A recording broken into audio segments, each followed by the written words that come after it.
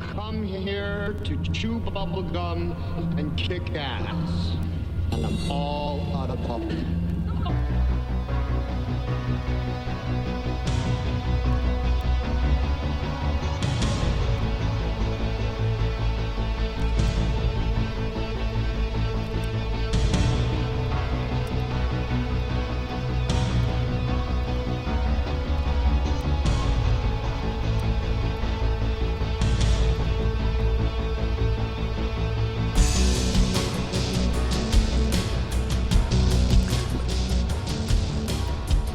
Wow, frog in the throat. Ladies and gentlemen, boys and girls, children of all ages, welcome to the Bloviating Zeppelin's Berserk Bobcat Saloon, live and direct, right here on the SHR Media Network. And we are in the sumptuous and palatial, as you can see if you're watching, SHR Media Studios. You got a belly up to the bar, we've kept your seat, and it's great to see you back. Biff is going to be your bartender tonight. He pours with the best of them, and the lava lamp is in fact lighted to my left, your right, which is indicative of one thing. Well, we offer you a variety, a host of different ways of watching the show. Now, you can listen and engage in chat at shrmedia.com. Go there quick like a bunny. But if you want to watch the show, you can watch on the SHR Media Facebook page. You can watch on the SHR Media group Periscope page. You can watch on Google. You can watch on Google Play now. And, of course, you can watch on YouTube. Sometime in the future, you may be able to listen to us on iTunes if iTunes graces us, so to speak. We got to tell you, we don't water our drinks just like we don't water our conversation. Politics, religion, crime, culture, economics, race, sex, science, law. We talk about it all here at the saloon. Nothing is sacred. The speech is free, but the booze, oh, it is not. All we ask is that you flush the toilet, jiggle the handle, and don't forget to tip your waitress. So tonight on BZ's Berserk Bobcat Saloon radio show, as we are usually wont to do, the first hour is a guest, and we've got a great guest for you tonight. It's author Terrence McCAULEY. Now, I've had the privilege of having him on here before, 3 times now, as a matter of fact. This will be the 4th time that he's been on the show. And it's a privilege and an honor to talk to him. We'll be talking to him in about, maybe about 5 minutes or so. Now, what I usually do, what I like, is I like to start off with what I call this segment. It's time for happy stories and good times. And I happen to have a very happy story for you. This is a couple of months old, but when I saw this and I heard about this, it kind of choked me up. And it's from E! And it involves a son and a fallen peace officer. Photographs and memories are all Tanner Brownlee has left of his dad. The Weld County deputy was killed in the line of duty nearly 5 years ago. Tonight, he had the chance to get one of his dad's prized possessions, but as 7 News reporter Marshall Zellinger saw firsthand, it didn't work out as Tanner had planned. So this is your dad holding you when you were first born. Tanner Brownlee has memories of his dad all over his house. And this flag was flown over the White House. His dad, Sam, was a Weld County Sheriff's deputy killed in the line of duty after a police chase in 2010. This means so much to me, just because he used a motorcycle all the time. He was given his dad's motorcycle jacket the day he died. Just everything I can get means a lot to me. The jacket doesn't fit, and Tanner wants something of his dad's that does. It means a lot to me and my brother. We've been through a lot. 5,000, now 7,500. 5, now 75. Who did 5, 5, 5, 75? 7,500, now 10,000. The Weld County Sheriff's Office is auctioning his dad's retired squad car. I think. Listen to how much this car fetches. I'm just going to look around, see what everyone else is doing, try to copy them. So just up them by one. The Dodge Charger, with 147,000 miles, is valued at $12,500. 12.5, now 15, now 17.5. But for Tanner, it's worth so much more. 45, now 50. Who did it 50? Thank you very much. More than he could afford at the auction. Tanner's limit had come and gone. 60 now, 62 and a half. You all done? Sold it your way, Mr. Steve Wells. Thank you very much. $60,000. And so had his dad's car. Or so he thought. Tanner, here's your card. A stranger just bought Tanner his dad's car. Thanks a lot, man. So you had no idea that that guy in the back was bidding and then going to hand you the key? Nope, I shook his hand and I didn't know. This is kind of the end of Sam's legacy here. It's the last tangible thing we have that he was connected to. And now Deputy Sam Brownlee's car is back where it belongs. Home. No donuts. I know, I promise you. With photojournalist James Doherty in Greeley, Marshall Zellinger, 7 News. That is a happy story. I wish I could tell you what's going on with my voice tonight. I'm going to have to clear it because we have now, we have the guest that you've been waiting for, and he's got a great new book. Let's start talking to Terrence McCAULEY. Conservative media done right. You're listening to the SHR Media Network. Ladies and gentlemen, boys and girls, children of all ages, welcome to the Bloviating Zeppelin's Berserk Bobcat Saloon radio show, live and direct, right here from the SHR Media Network, where I am broadcasting behind enemy lines in occupied California. Tonight, we've got another interview with Terrence McCAULEY. He is an author that I enjoy reading. We've had him on twice before, and he's a great guy, great cat, great interview.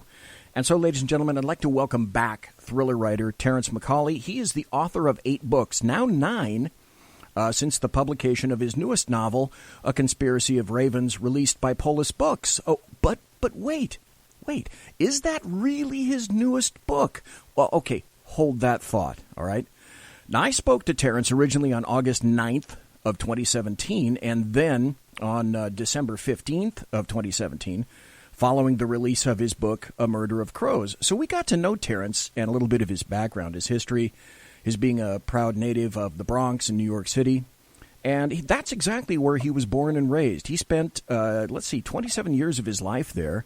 He graduated from Fordham University, wanted to be an FBI profiler, and then changed his major to political science.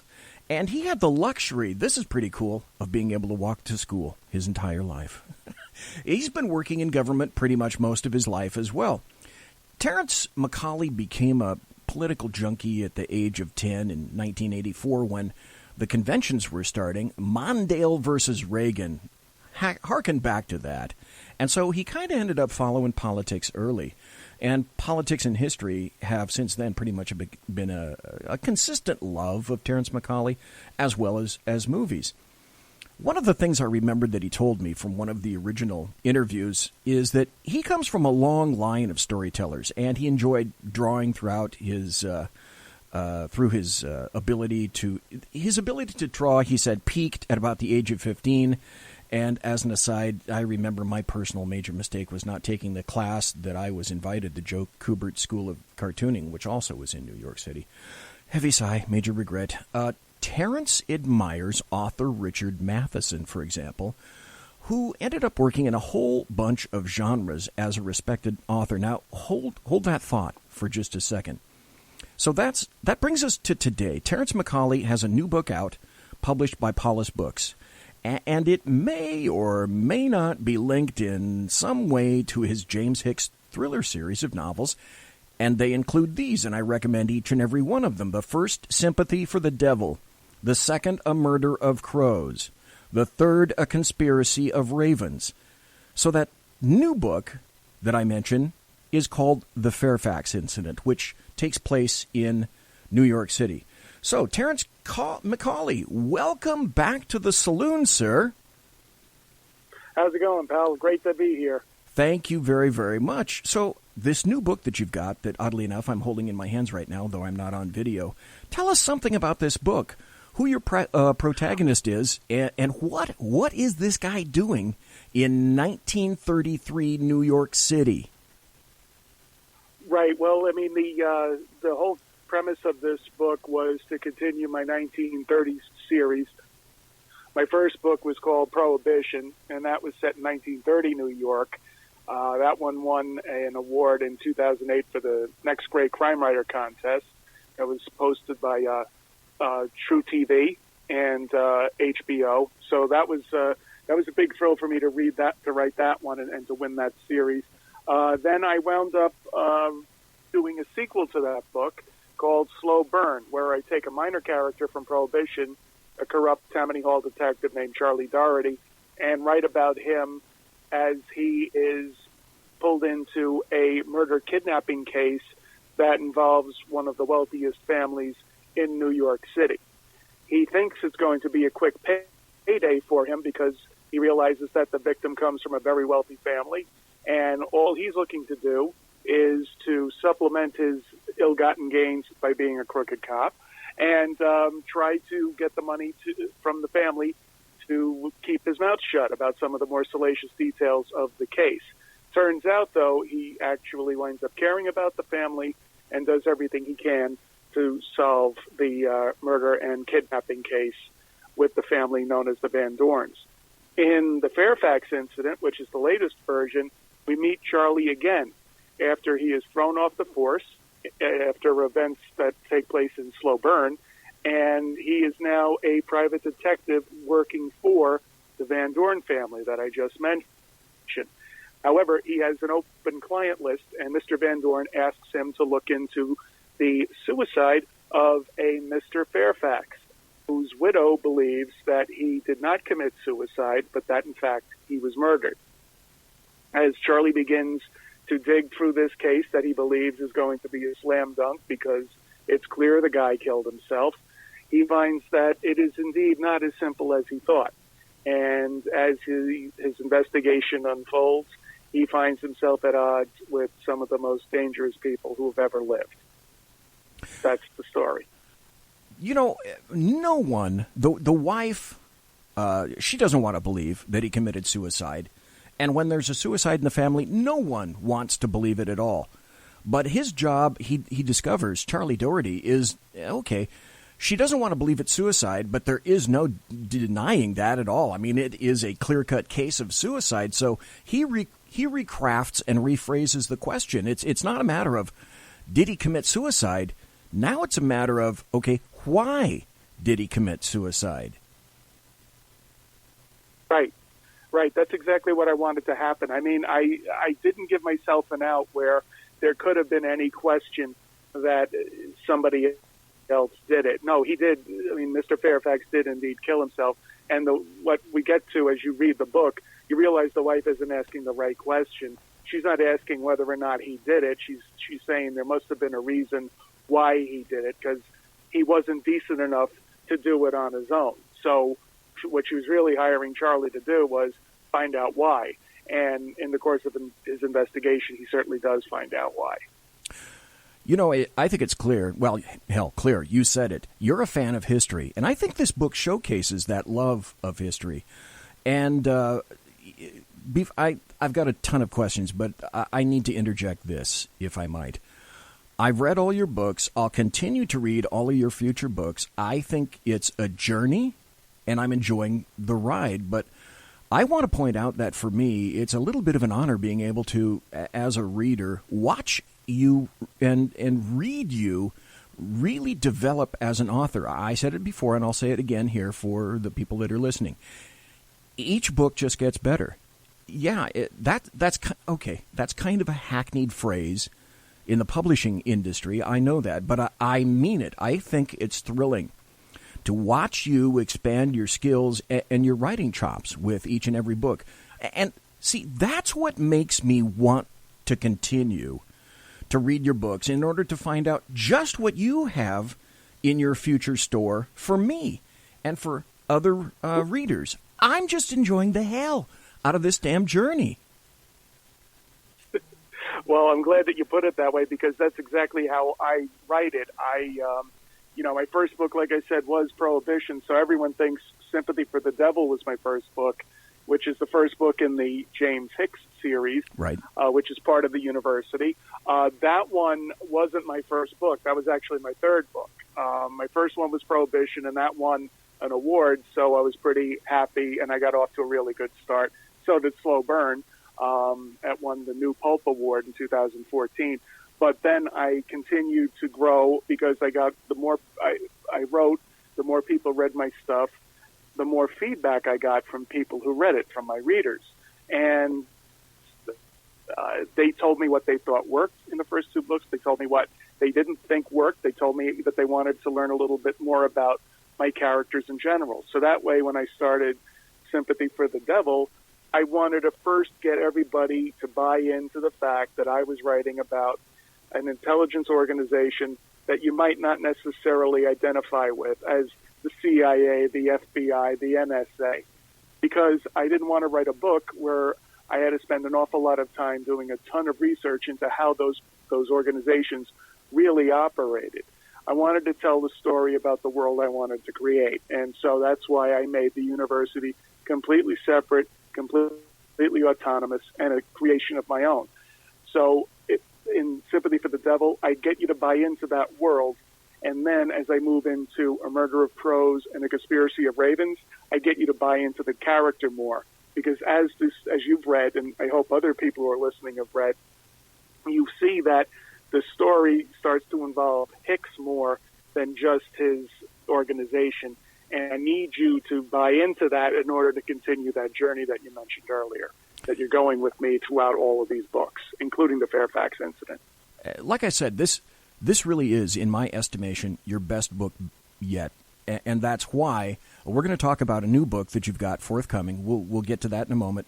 But I go back to, that's why this is a journey for me, and this is why I'm really enjoying the journey, because it's like watching someone really get into the real thick of their writing. They grow, they expand, and for as far as I'm concerned, that's just fun as hell.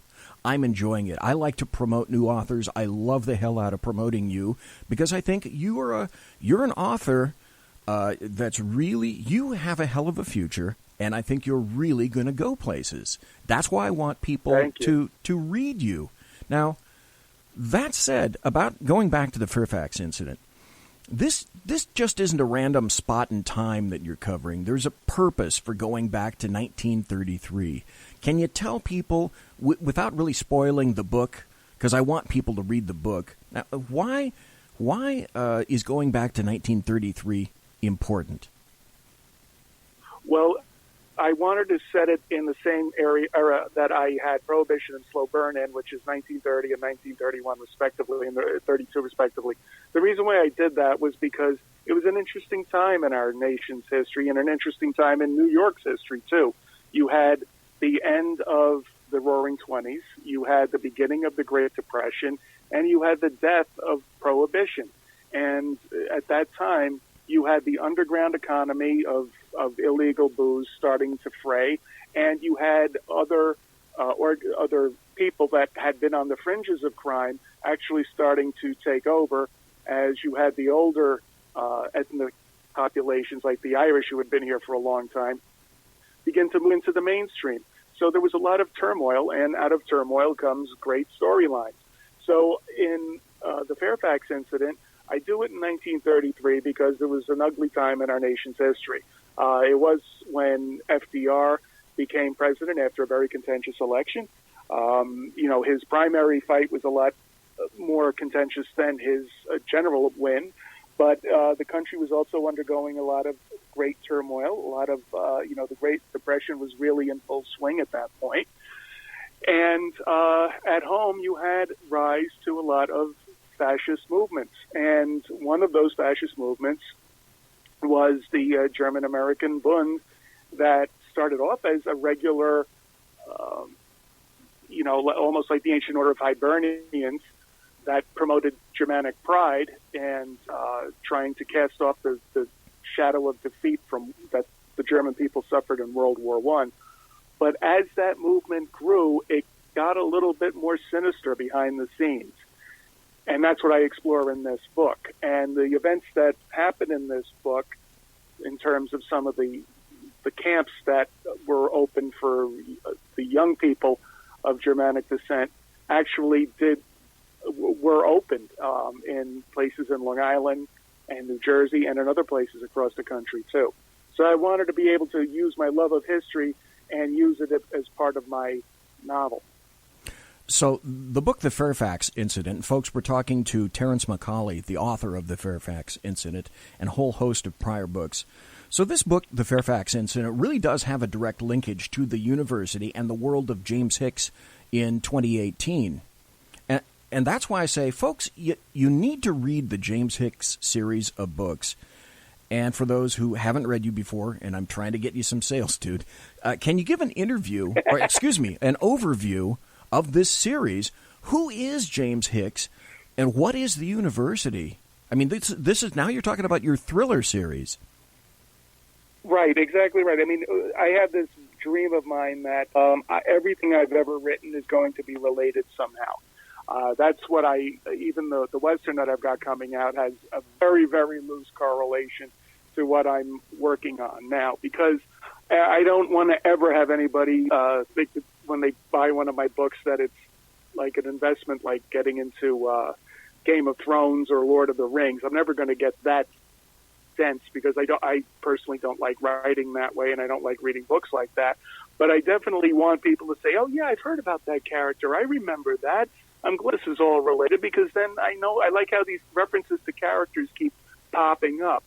The university series is something that I created because I love spy thrillers, I love spy books, I love spy films.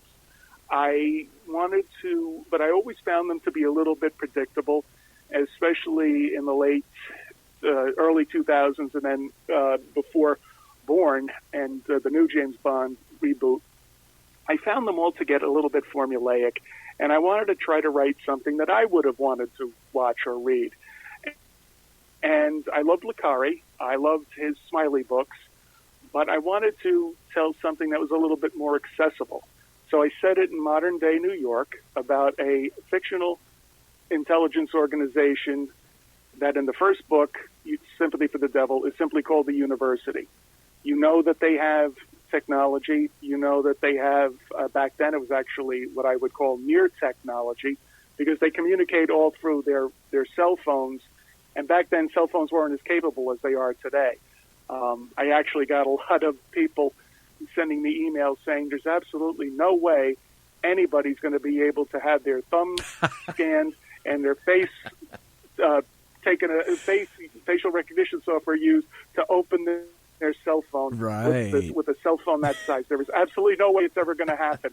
And I felt like saying, pal, they're doing it in Asia. They're doing it elsewhere. It's just not here yet.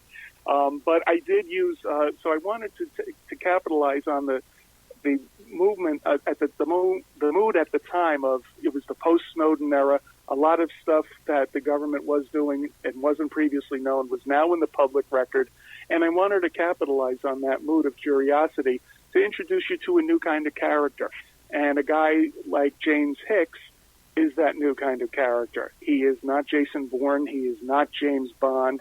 He has more of a pulp feel to him because I wanted the audience to be able to relate to him. He's not necessarily a master of disguise, but he's completely forgettable. He has a personality that he has a steel core through him, but he can bend and change based on whatever the situation requires him to be. And that's the mark of a good spy, a good intelligence officer. So in Sympathy for the Devil, it opens up a common element, a betrayal. One of his people betrays him. He thought that they were on a regular assignment. They betrayed him. He doesn't know why. Why did they go to all of these lengths when the guy was working on a simple assignment? It mushrooms from there, of course, as good spy thrillers usually do, to be far more involved than that.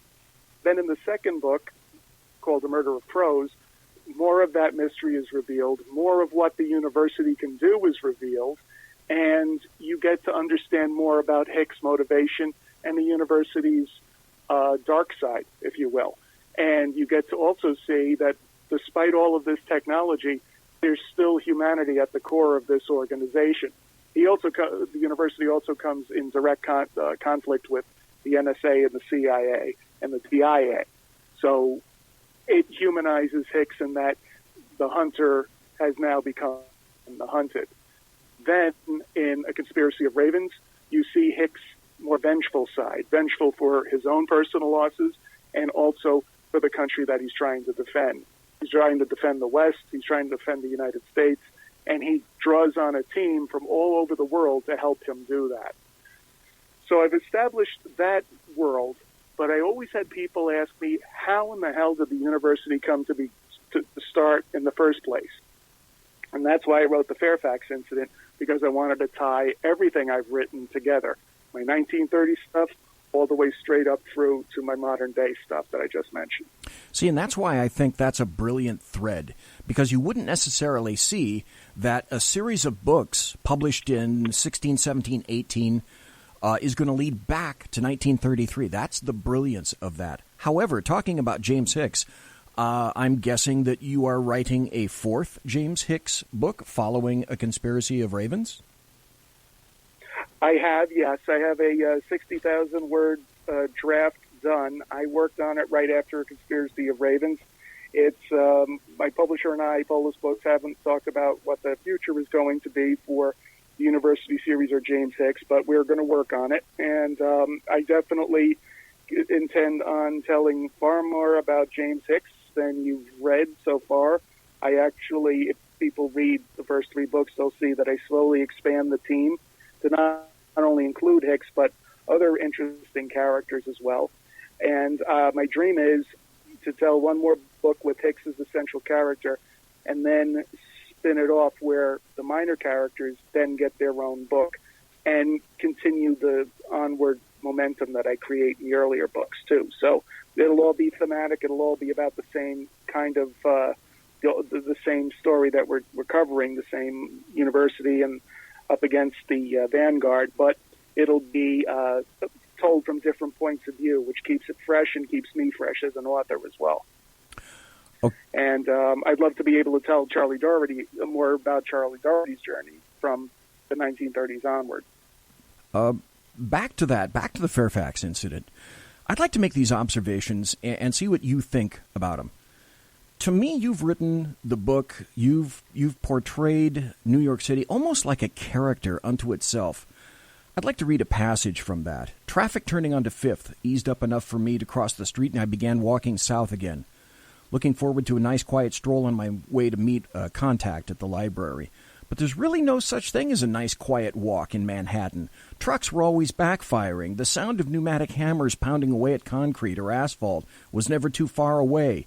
Car horns honked and people cursed. Throw in the flutter of pigeon wings for good measure, and that was as tranquil as New York City got.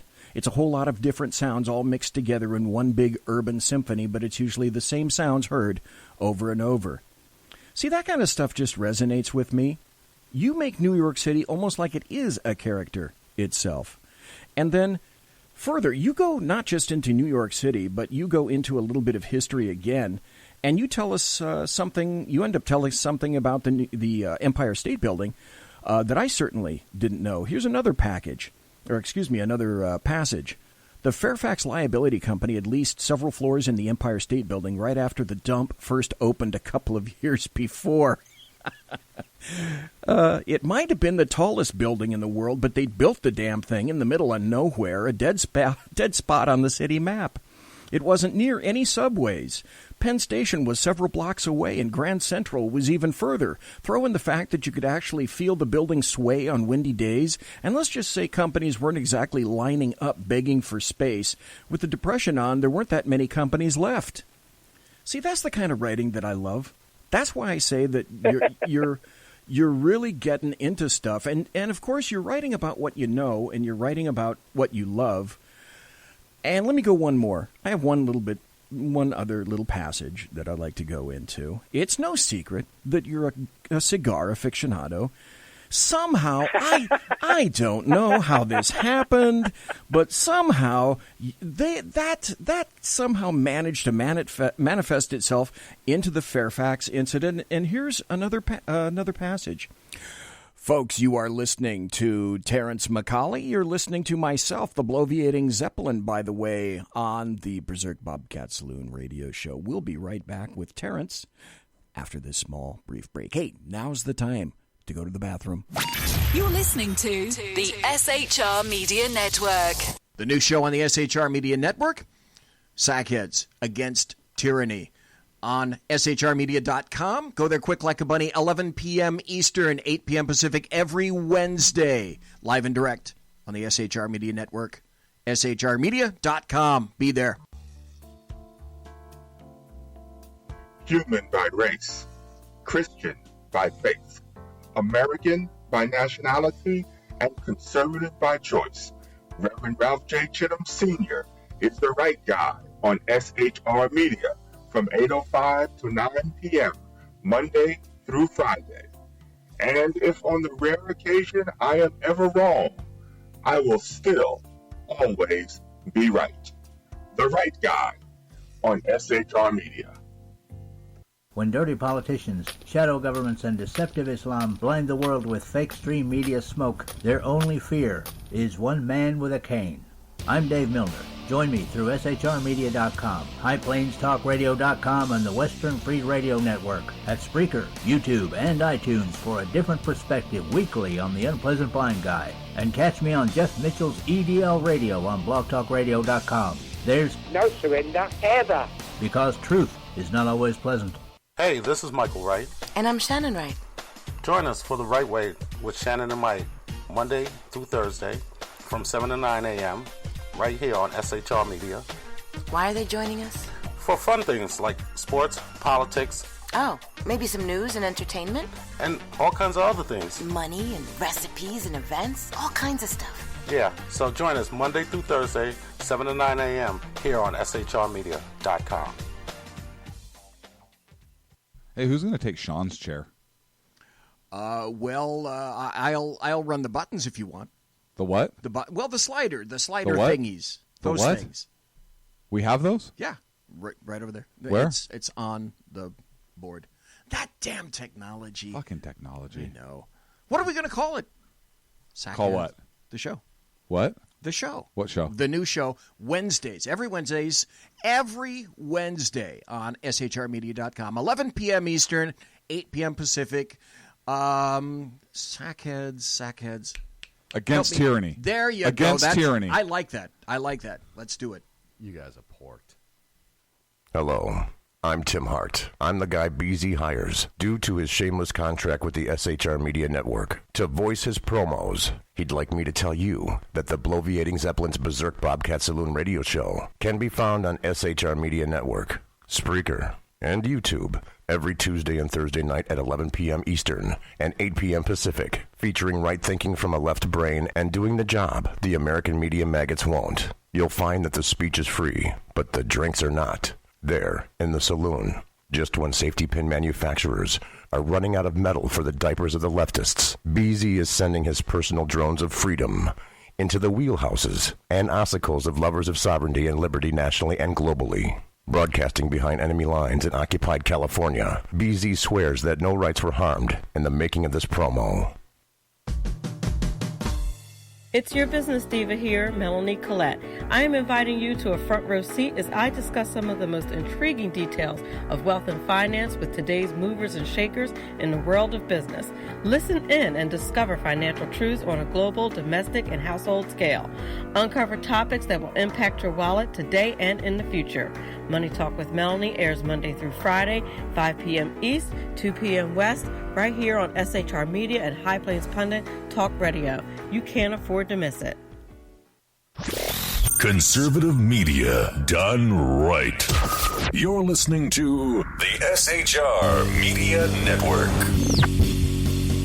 Ladies and gentlemen, boys and girls, children of all ages, you are listening to the Bloviating Zeppelin's Berserk Bobcat Saloon radio show. Live and direct, right here from the SHR Media studios on the SHR Media Network. It is the 23rd of August, already the year of our Lord 2018. And for the first hour, we've been speaking to Terrence McCAULEY, and a thriller author that I really enjoy talking to. He's a really cool kind of guy. And basically, I was talking to him.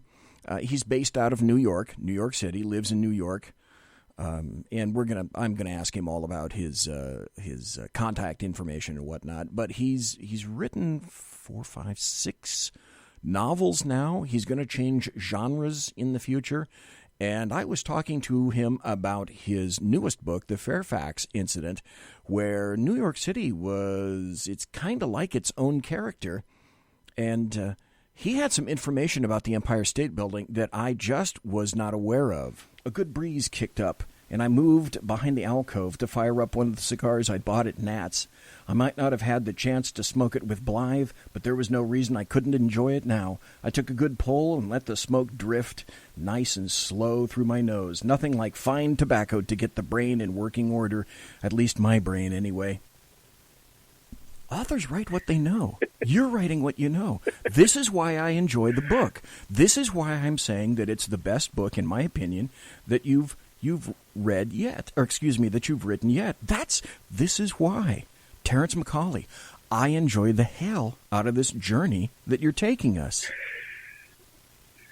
Well, thank you. I mean, it's also good because I'm able to fill you in on a little bit of history that a lot of people don't know. I mean, they see the skyline, they take it for granted. They come and do the tours and they hear all the good stuff, but they don't understand that when the Empire State Building was built, it was built by Al Smith, who had just lost the governorship to FDR. He was a very bitter man about that. And then FDR went on to beat him for the presidential primary in 32 by some pretty nasty means. They beat him on the floor vote. So it was a very interesting journey for Al Smith. But it was built, and then nobody went into it. And it was filled with, they had to fill it with state agencies because no one wanted to go into the damn thing. It was noisy, it was windy, it scared people. And when it was first built, I did cut this part out of it. They built it, right now you see the big antenna on top of it, but underneath it, if you see older pictures, it's got a curved dome on top of a tall, pedestal. The reason why it was curved was because they wanted to dock blimps there. They thought that you could actually land airships there. That's right. And so they tried it once, and the Navy aborted it. They said, "The hell with this. We're never doing this again." And they just killed the idea, and then they put a radio tower on top of the damn thing. But, I mean, if you go into it on the inside, the lobby's beautiful. But when you go upstairs for any of the tours, it's pretty bare bones. I mean, it's just walls and doors, and it's it's a beautiful, iconic building. I love it. The Chrysler Building's my favorite skyscraper, but it's definitely, a lot of people don't go into the history of that, and so that's why I wanted to put it there. In the book, I also mentioned the building of Rockefeller Center, which a lot of people think was always there, but it wasn't. It used to be a greenhouse, so that was all built because of the Rockefeller family. The next logical question for me is this. Do you think we're going to see Charlie Doherty, Van Dorn, Father Mullins, or Hauser again? Oh, I hope so. God, I hope so. I mean, because the other is, too, with all of my books, they all have a different, they all have a different narrative feel to them. The Charlie Doherty books, for example, are always told in the first person. And I didn't intend it that way. It just made sense. So I always wrote them in the first person. All my other books are in the third person. My prose in Sympathy for the Devil is a little bit more elaborate, but not much. In Prohibition, it's far more clipped because in that style, and I've only written one book about, I've written 2 books about Terry Quinn, the protagonist in that book. The style there was more influenced by James Ellroy. So I'm influenced by different people when I'm writing each and every genre. So my Western's a little bit more verbose because that's what people expect. But I want to tell more about Doherty because I've got so much more to say about him. I think his journey has proven to be very popular with people, and I'd love to be able to continue it because if you think of the way the series has gone now, I take you all the way through to the present. Can you imagine what I can do with pre-World War pre-World War II, then World War II, and then all the way up through the Cold War? And there's endless possibilities there, and I'd love to have the chance to tell that story. The Cold War, in and of itself, it's such an incredibly fertile ground for imaginations. OMG, you're right. The things that you could do with that. Now, I made reference to Richard Matheson earlier. People would know him from, he wrote The Incredible Shrinking Man. The book that was also translated into I Am Legend, which was transformed into, the second film, I Am Legend. Not quite as good as the first. But I see, I see that Matheson. Yeah, the Omega Man. Bingo! Yes, the Omega Man. Yeah, and that was horrible. It was so tacky. I loved the hell out of it in 1975 or 1976 when it came out. And then he dies. He dies on the cross. With in a sculptured fountain. Such a martyr. Well, anyway, it seems that Matheson is apparently rubbing off on you. So you've got another book coming out next month, September 25th, and it's titled Where the Bullets Fly. It's called the first in a blazing new series, and it features, obviously, a brand new character, Sheriff Aaron Mackey, and it takes place in the Old West. So, crossing genres and enjoying it, and I'll be enjoying it as well. I can't wait to see what you do with the Wild West genre. Is there any, maybe a little bit of a hint that you can give us with regard to that forthcoming book, Where the Bullets Fly? Sure. It is, like I said, about a brand new character that I've created. It's about Aaron Mackey. He is a sheriff in a fictional Montana town called Dover Station, and he finds himself and his deputy, Billy Sunday, up against a gang of marauders who are threatening the town and hold the town hostage. They attack the town. Mackey thwarts the assault on the town, and then he chases the attackers until he gets back the people who were kidnapped by them. So it's an awful lot of emotions. It's got my signature amount of action and character development. It's actually the first book that I've written, believe it or not, that made my wife cry, which, nice. Given the fact that she's half a Marine herself. So, I mean, this girl has Mayan blood in her. They do not cry. They are not a crying people, Guatemala. So, my wife was born here, but her family's from Guatemala. But, they are not known for their tears. So, for her to say, wow, that was a moving scene, I wore that as a badge of pride. But this one is, people who are familiar with my stuff will find a lot here to like. And it's funny how I've talked to people about switching genres, and then I'm writing Westerns. And it's amazing the feedback I've gotten from people turning up their nose and saying, oh, that stuff, it's all bigoted stuff. I said, what are you talking about?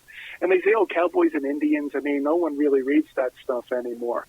And when I got the contract to do this book, I actually went to the Western Writers of America event that they had in Billings, Montana.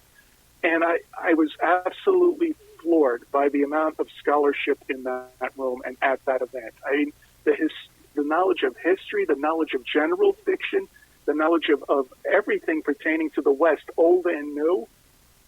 I was absolutely floored by it. And for people to turn up their nose at this genre without even reading it, it's just amazing to me.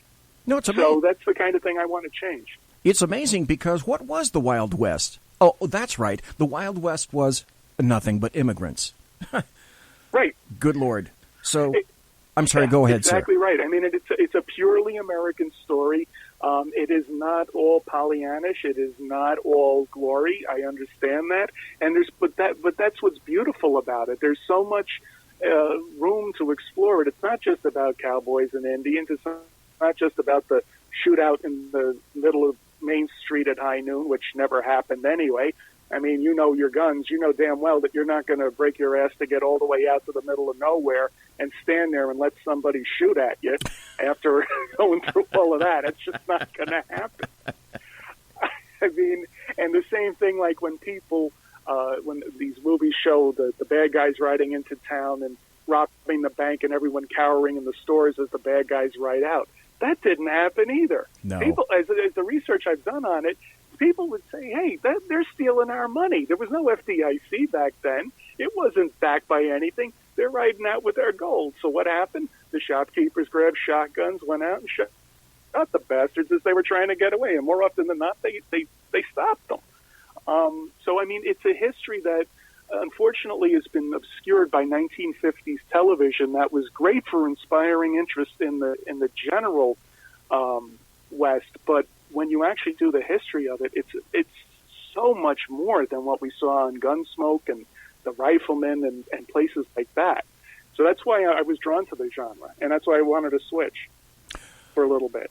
Folks, you need to pick up Terrence McCAULEY's newest book, The Fairfax Incident, which takes place in New York City in 1933. While you're at it, pick up his James Hicks series, Sympathy for the Devil, A Murder of Crows, A Conspiracy of Ravens. And then coming out next month, we just discussed his release of a new genre book, Where the Bullets Fly. So Terrence McCAULEY, thanks for being here tonight in the saloon. So please tell folks, if you can, where they can find your books, websites you have, and any of the social media that you'd like people to know about, please. Sure, I'd be happy to. I am on Facebook. It's Terrence, Terrence, McCAULEY, McCauley. I've got an author's page there. I've also got a personal page. I'm on Twitter at @TMcCauley_NYC. I'm also on Instagram under Terrence P. McCAULEY, and I also have my own website, TerrenceMcCauley.com. All of my books are available online at Amazon, Barnes & Noble, all the regular places, including IndieBound, which is a good place for you to support independent bookstores. If they don't have my book in your independent bookstore or your library or Barnes & Noble, you can ask them to order it, and they can do that. Polis has got great distribution, so they'll be able to get it in their stores right away. Also, libraries are great, too. And the only thing I suggest you do for my books or the books of any author you like, fiction or nonfiction, please take a couple of minutes when you're done, whether you liked it or not, and leave a review on Amazon and or Goodreads, because every single review helps. Even if it's a 2-star review and you didn't like it, every review helps, and it with getting the word out there and also appearing on search engines. So I always remind people to do that when they get a chance. Terrence McCAULEY, as always, it is a unique pleasure to have you back here in the saloon. You are always invited back to comment anytime about books or writing or cigars or New York City, politics. I know you dig politics. We can talk about I don't know, honey badgers or bad tortellini or anything else that happens to cross your mind, okay? So that invitation is always out there. Terrence McCAULEY, thank you so very kindly for your time right now. You take care and be safe, my friend. You too, my friend. Thank you. You bet. Good night. That was Terrence McCAULEY. Really enjoyed his interview, and he'll be coming back when his new book comes out, his Western comes out. It's very interesting because I'm watching chat, and it's like now we're having book chat, and we're talking about Vince Flynn, and we're also talking about where you get books, and we're talking about Michael Connelly. And Mary Brockman was saying, yeah, I usually get my books in a thrift store. Well, yeah, because why would you want to pay, I don't know, $26 for a book when you can go to a thrift store and find, insert yourself into a new series, find that series, remember who that author is, and then continue reading all those books. Also indicated that she likes Lee Child. This thing about Terrence McCAULEY, he's a really good dude, and I'm going to be upfront because I value honesty and clarity. I promote him, and I want him on the show, and any of the other people like Matt Betley that I've had on the show before, and Jim Curtis, and some of the greatest refusals I've ever had, Gerald Petovich and Joseph Wambaugh, who really didn't want to come on the show because I think I'm a little too conservative for these guys. That having been said, I like to have authors on that I read, and I read Terrence McCAULEY, and I said it was a journey because Terrence McCAULEY, I know it's trite, but with each new book that I read of his, I watch him hone his craft. That's what, to me, is fun. Yeah, he's got a fun premise in a lot of his books. And if you like spy stuff, you ought to read the James Hicks series. He went over where those are. Just, if you want to go into Amazon or your favorite search engine or whatever, just put in Terrence McCAULEY, and it'll show you all the books that this cat has written. And he's, by the way, I should tell you, there are dog people and there are cat people. Terrence happens to be a cat person, and he has a black cat. I know you don't know the answer. And if you do, I'll be absolutely shocked, and you'll see me fall over backwards out of this chair. But he has a cat, a black cat. And what's the cat's name? Marlowe. Like the detective. I thought that was pretty cute. And so if you follow him on Twitter or on Facebook, he puts out tweets where you'll find Marlowe sitting on his lap, or Marlowe sitting or laying on his computer keyboard, or Marlowe looking up in a box of books that he's coming out. So the Fairfax incident just came out. Highly recommend his stuff. Now we're going to get back into politics, and after the top of the hour, we're going to talk about some of the more current stuff. As all of this is going on in D.C., and it's one new abrogation after another, sometimes you just wish that Donald John Trump, the guy with the dead orange cat on his head, would just take a big cup of STFU every once in a while.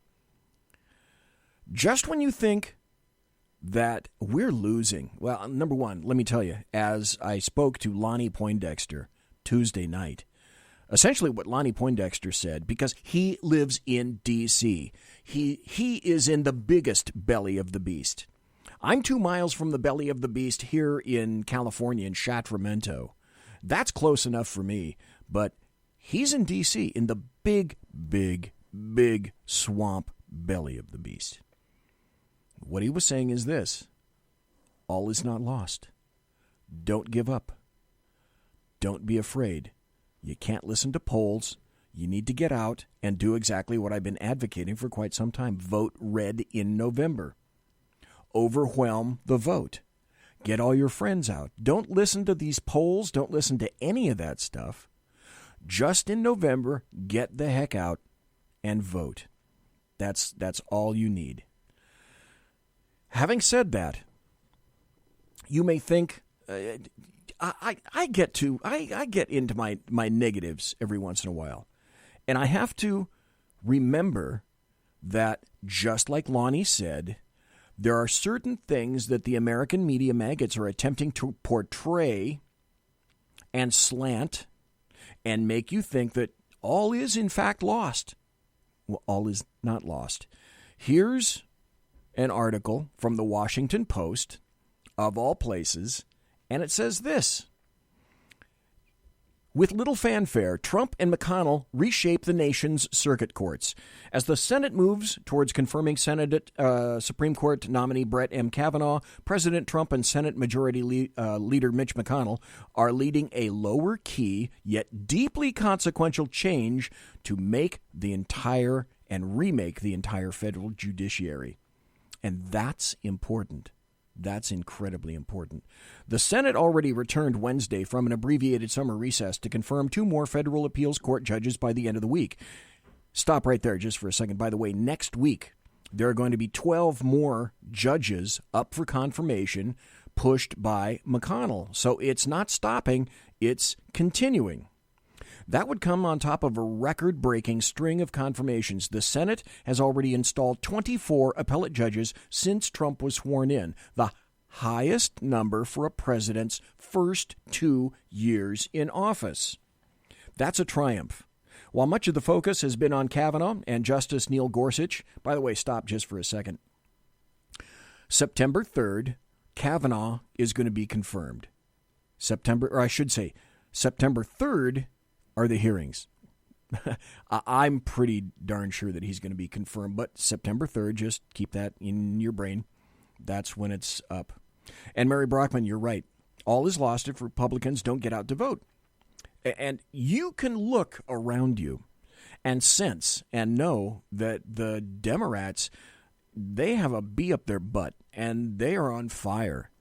They're not really assembled well. They're in a great deal of chaos. And I have to tell you, they're making a lot more money than they used to. We were laughing at them about 3 months ago because they have nothing in their wallets. Well, they're pretty much fired up, and the money is starting to pour in. I mean, for God's sake, Peter Strzok has a GoFundMe page like he needs it, making the amount of money he makes is mid-six figures. And, except he was fired. Oh, poor Peter. So he has a GoFundMe page. Morons have fed him $400,000. Free money. Well, except you do have to pay taxes on it. Anyway, the Senate's rapid approval of appellate judges is likely to have its own broad impact on the nation, as the 13 circuit courts will shape decisions on immigration, voting rights, abortion, and the environment, literally for generations.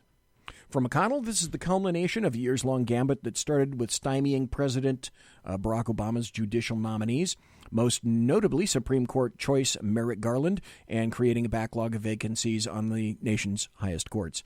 Trump's 2016 election enabled McConnell to cement a legacy of judicial confirmations that is likely to be felt long after the two men leave office. The Republican leaders are also voting to use judicial nominations to energize conservative voters who party leaders worry are going to sit out the midterm elections. Bingo, just like you were worried about Mary Brockman, which is why I say you got to get out, you got to vote. You got to get out, you got to vote. You have to rock this vote. Essentially, the rest of this article goes on, and I'm not going to go through the rest of it, but I read this to you because I'm trying to point out that even the Washington Post is cognizant of the fact that in the background, while all this chaos and Sturm und Drang is going on, shit's getting done. And people are generally not paying that much attention. But this is huge. This is huge news. Because if you can recraft the lower appellate courts in the judiciary, in the federal system, you're going to have a great influence in the future. I don't know what it is, but I've been getting a ton of trolls these days on Twitter. And they've been attempting to light me up, saying that all the things that I'm talking about here on the show or that I'm on my page at bloviatingzeppelin.net. I'm on Twitter at BZEP, B-Z-E-P. And trolls will send me messages. And basically, all of them, I don't know whether they're bots or not. I really wouldn't know the difference between one and whether it is a live person or, Memorex. Boy, does that date me. But they've said, oh, you're so desperate. And I've noticed a common theme with them. And that's this. I'll toy with them for a while, and then it gets tedious. It really does, because they all say the same thing. And I say the same thing, too, in closing. And I tell them, okay, but it really doesn't matter what you say, because we own the White House. We own the Senate. We're probably going to keep the House, although you may disagree with that. We've got one SCOTUS nominee in. We're going to get a second SCOTUS nominee in. We may even get the opportunity for a third SCOTUS nominee, and right about this time, their heads are literally exploding. I love that. I love the sound of leftists' heads exploding. And by the time I say that, by the time I get to Kavanaugh, for example, I say, let's see, now with Gorsuch in, we will be influencing the Supreme Court for another generation. With Kavanaugh installed, and he will be installed, we'll have a right-leaning influence for 2 generations. And oh boy, if we happen to get, and about this time, this is when I can see in my fetid little brain, I can see, the PSH that's going on in the world of these folks. And I say, by the time he gets a third nominee, then guess what? You're going to find that the Supreme Court is going to lean to the right for 3 generations. And would it shock you to believe that after I write that, generally there's no further response. You're listening to the SHR Media Network. The new show on the SHR Media Network, Sackheads Against Tyranny. On shrmedia.com. Go there quick like a bunny, 11 p.m. Eastern, 8 p.m. Pacific, every Wednesday. Live and direct on the SHR Media Network. shrmedia.com. Be there. Human by race, Christian by faith, American by nationality, and conservative by choice. Reverend Ralph J. Chittum Sr. is the right guy on SHR Media from 8:05 to 9 p.m., Monday through Friday. And if on the rare occasion I am ever wrong, I will still always be right. The right guy on SHR Media. When dirty politicians, shadow governments, and deceptive Islam blind the world with fake stream media smoke, their only fear is one man with a cane. I'm Dave Milner. Join me through SHRmedia.com, HighPlainsTalkRadio.com, and the Western Free Radio Network at Spreaker, YouTube, and iTunes for a different perspective weekly on the unpleasant blind guy. And catch me on Jeff Mitchell's EDL Radio on BlogTalkRadio.com. There's no surrender ever, because truth is not always pleasant. Hey, this is Michael Wright. And I'm Shannon Wright. Join us for The Right Way with Shannon and Mike, Monday through Thursday from 7 to 9 a.m., right here on SHR Media. Why are they joining us? For fun things like sports, politics. Oh, maybe some news and entertainment? And all kinds of other things. Money and recipes and events, all kinds of stuff. Yeah, so join us Monday through Thursday, 7 to 9 a.m. here on SHRmedia.com. Hey, who's going to take Sean's chair? I'll run the buttons if you want. The what? The slider what? thingies. The those what? things. We have those? Yeah, right over there. Where? It's on the board. That damn technology. Fucking technology. I know. What are we going to call it? Call what? The show. What? The show. What show? The new show, Wednesdays. Every Wednesday on shrmedia.com. 11 p.m. Eastern, 8 p.m. Pacific. Sackheads. Against tyranny. There you Against go. tyranny. I like that. Let's do it. You guys are porked.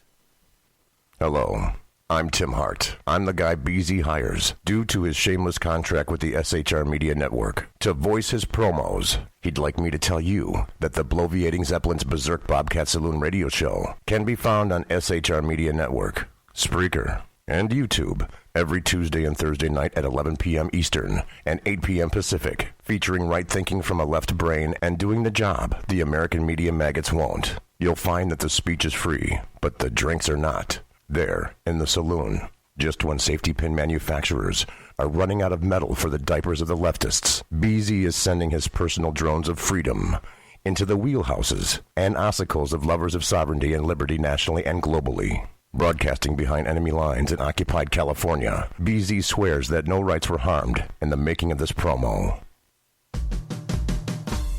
It's your business diva here, Melanie Collette. I am inviting you to a front row seat as I discuss some of the most intriguing details of wealth and finance with today's movers and shakers in the world of business. Listen in and discover financial truths on a global, domestic, and household scale. Uncover topics that will impact your wallet today and in the future. Money Talk with Melanie airs Monday through Friday, 5 p.m. East, 2 p.m. West, right here on SHR Media and High Plains Pundit Talk Radio. You can't afford to miss it. Conservative media done right. You're listening to the SHR Media Network. Ladies and gentlemen, boys and girls, children of all ages, welcome back. It's the second hour of buttery political goodness. Let it commence now. We spoke to author Terrence McCAULEY in the first hour, and now we're getting right back into politics. Going to go over the newest Kurt Schlichter article, but first I have to read this. When I saw this, I was beyond apoplectic.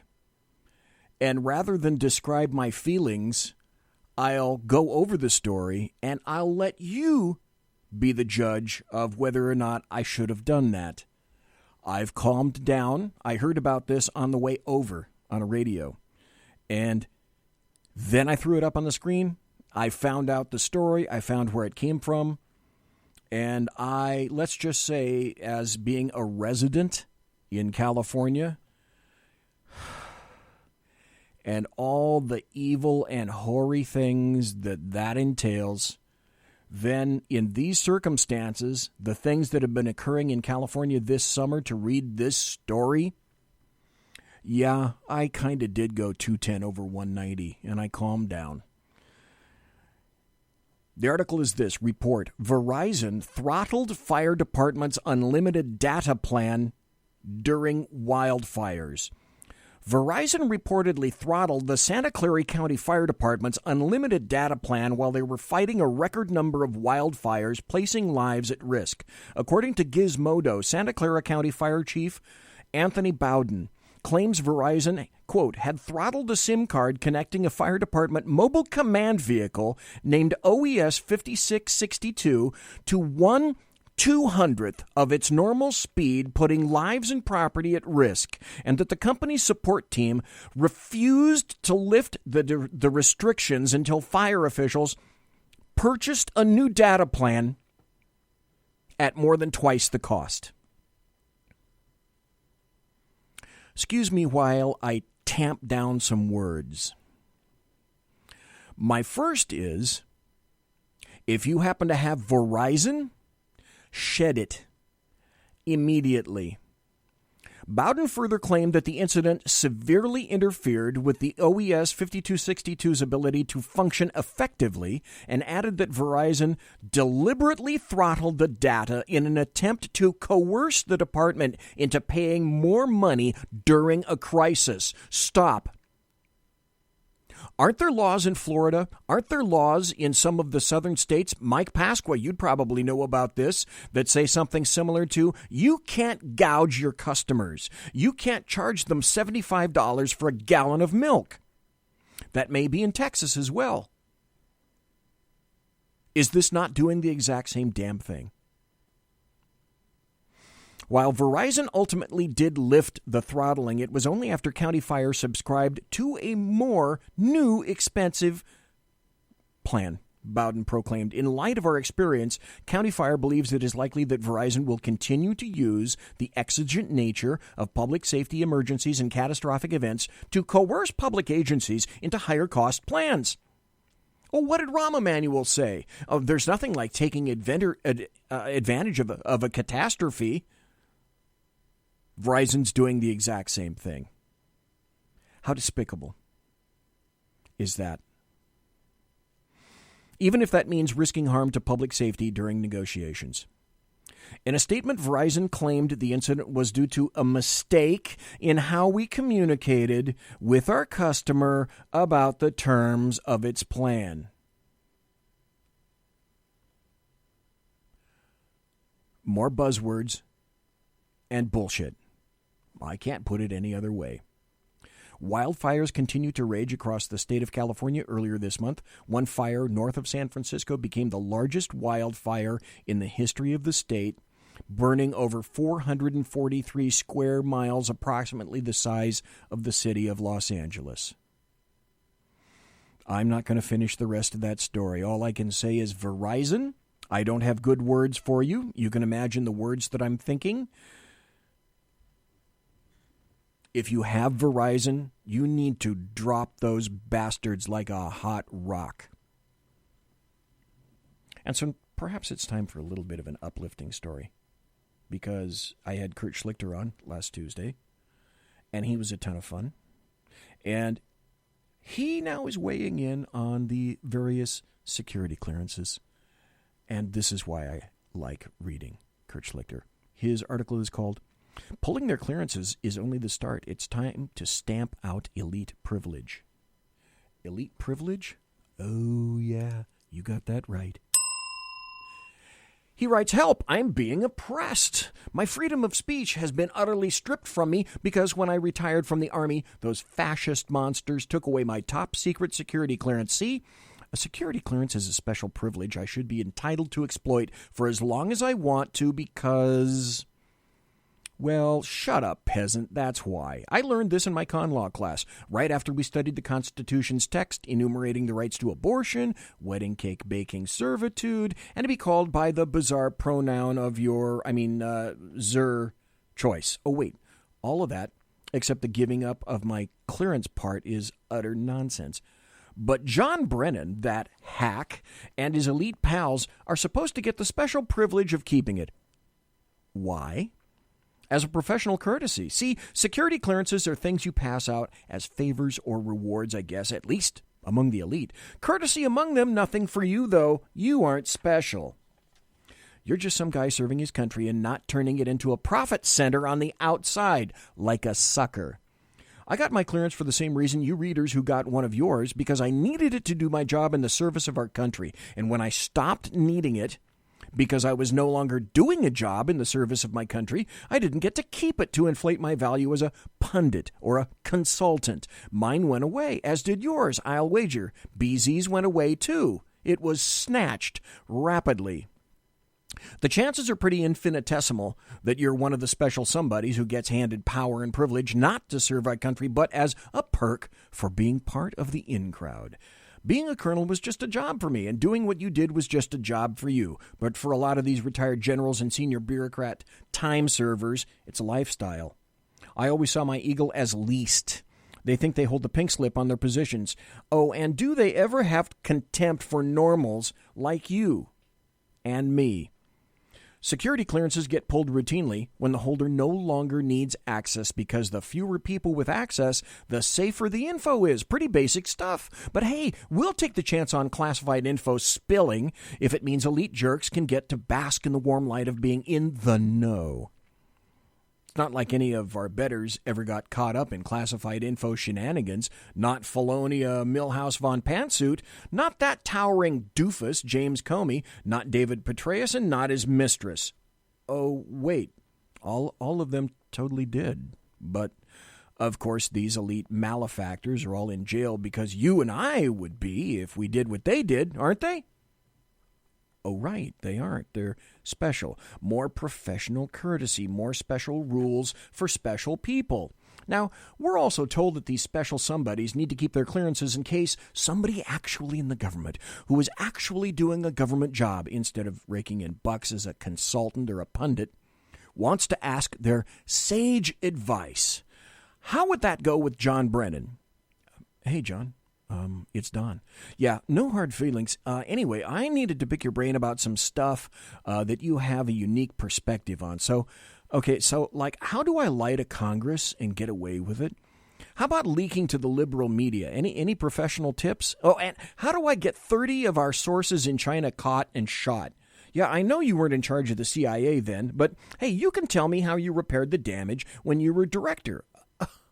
Oh, you didn't. Awkward. If we had a real media and not the world's most pompous Demorat transcription service, the CIA's blown Chinese spy ring disaster would be front page news. But hey, Omarosa, right? In any case, the only consulting anybody should do with these members of this class of unmitigated failures, whose incompetence brought us, 9/11, Iraq, Libya, ISIS, and a future where we would all be wise to learn Mandarin, is to ask their opinion and then do the opposite, Costanza style. Let's look at our elite's track record of success. Don't worry, it won't take long. We're still chasing bandits in Afghanistan after nearly 17 years. Our Navy can't stop running into other people's boats, and our best and brightest in the FBI are texting each other like teens while they try to undo the election. They can't be bothered with things like, following up on warnings about psychotic freaks who get online and announce their plan to shoot up schools. Oh, and remember the 2008 economic collapse? I'm thinking you weren't the only one making bad bets with billions of dollars that brought it all tumbling down. By the way, guess how many people the feds tossed in the pokey for the 2008 meltdown that cost you and me $1 trillion? One. Uno. A single dude. Our elite is a failure that is fixated on its own privilege and avoiding accountability. As my upcoming book, Kurt Schlichter's upcoming book. Militant Normals, How Regular Americans Are Rebelling Against the Elite to Reclaim Our Democracy, wonders, is it too much to ask their elite actually be elite? Is it too much to ask that we have one standard of accountability? Well, the liberals are right about something. Privilege is destroying our country, but it's not privilege based on what hellhole your great-great-great-grandfather escaped from or the kind of biological plumbing you were born with. It's privilege based on your membership in a selfish, feckless, unaccomplished cast of schmucks that fancies itself our betters, yet rejects, with the help of a complicit liberal press, any kind of accountability for the mess it's made of everything. You know why you got Trump? Because Donald Trump, with all his quirks, is exponentially more competent, capable, and trustworthy when it comes to running this country for the benefit of normal Americans than the sorry collection of Ivy League credentialed dimwits, progressive poobahs, and the Fredo-Con enablers that masquerades as America's elite. Pull their security clearances? Yeah, but that's just a start. Strip them of all the privileges they haven't earned, then ship the whole useless bunch of them off to a desert island and see if they can survive eating their own smugness. By Kurt Schlichter. Love his stuff. By the way, speaking of restricting freedoms, don't know if you were aware of this, but I'm going to make you aware in about 1 second. Were you cognizant of the fact that your federal government wants to do what California is going to enable very soon, very shortly in 2019? Background checks for ammunition, that's a new federal bill. So, okay, in California, beginning in July 19th of next year, 2019, all ammunition in the state of California must be purchased through a vendor licensed by the Department of Justice, and every potential purchaser of ammunition will be required to undergo a background check via a state system before receipt of said ammunition. We all know that the corruptive leftist, oppressive liberty and freedom-killing practices in California bleed over into other areas and states and venues. So should it be shocking from anyone that I found this article from guns.com? National Bullet Control Bill would add background checks to ammo sales. And no, we're not just talking about California. Democrats introduced a bicameral proposal this week to force those who would buy bullets to go first through a background check process. In measures proposed in the House, and I want to name these names, you heard them before, you'll hear them again, by, guess what, Florida's Debbie Wasserman Schultz and the Senate, Connecticut's Richard Blumenthal. Would-be ammunition buyers would have to be first vetted by the FBI's National Instant Background Check System. The lawmakers say the move to add controls to bullet sales would help leave criminals with empty guns. It's for the children, right? Ammunition sales should be subject to the same legal requirements as firearm sales, and that includes instant background checks, Blumenthal said. The same laws that prevent dangerous individuals from purchasing firearms also prohibit them from amassing arsenals of ammunition, with one major loophole. There are no background checks for ammunition sales to enforce the law. But wait. What do I say?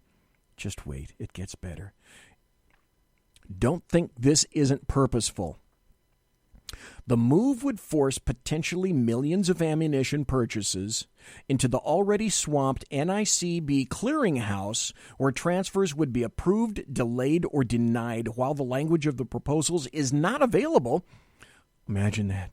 A statement from Wasserman Schultz's office said federally licensed gun dealers could use their existing system to process checks for ammo buyers, while those who did not have an FFL would either work through an existing licensee or seek a license of their own. You know, that's the government's job, to streamline things so that you understand how more readily it is that you can comply with the law. Right? Gosh, wait.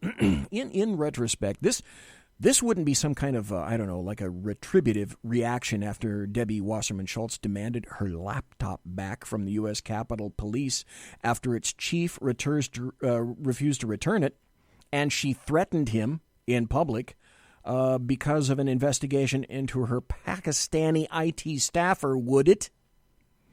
Nah, I didn't think so. I'm sure you don't think so either. Wasserman Schultz's bill, write this down, H.R. 5383, has 34 Democrats signed on as co-sponsors and has been referred to the House Committee on the Judiciary. Blumenthal's companion measure, Senate Bill S-2627, has likewise been referred to the Senate Judiciary Committee and is co-sponsored by U.S. Senators Chris Murphy, Democrat, Connecticut, and Sheldon Whitehouse, Democrat, Rhode Island. What a shock that is. More action against gun control. And we're learning some new information about the bill lawmakers plan to introduce in both the House and the Senate on background checks for ammunition. Local 10 News reporter Madeline Wright is live right now. She's in Pembroke Pines to explain. What are they saying, Madeline? Well, Janice and Christy, ever since the massacre at Marjory Stoneman Douglas High School, students have been demanding gun control, more gun control, and now we're starting to see some action. Today here at the Pembroke Pines Police Department. Right, because students should demand action, and we should predicate everything we do but upon students. As I say, it's the children. It's all for the children. Debbie Wasserman Schultz told us about a loophole, major loophole she says she's planning to close. Fed up with mass shootings like the one at Marjory Stoneman Douglas High School, lawmakers are working to crack down on who buys ammunition. This comes just days after thousands took part in the March for Our Lives. Saturday was a launch pad.